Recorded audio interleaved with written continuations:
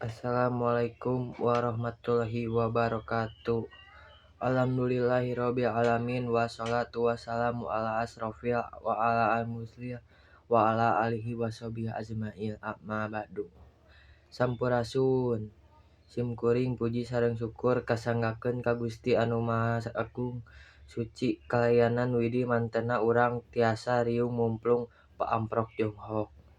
Hadirin anu dipikahormat ku simkuring. Dina kasempatan ieu simkuring bade ngadugikeun biantara anu judulna bahaya rokok pikeun remaja. Sakumaha urang tarang zaman ayeuna mah rokok geus jadi barang anu gampang pisan kapanggih malahan seueur pisan ramaja atawa nonoman anu geus wawuh jeung nu disebut rokok. Padahal rokok teh loba pisan bahayana pikeun kesehatan.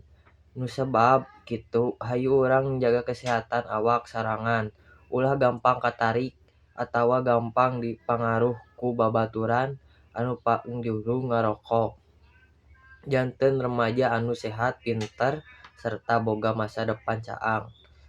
Cukup sakieu anu dipikahatur, hatur nuhun bilih aya basa anu kirang malahi kecap anu kirang leres atawa kalakuan anu kirang pantes. Wassalamualaikum warahmatullahi wabarakatuh.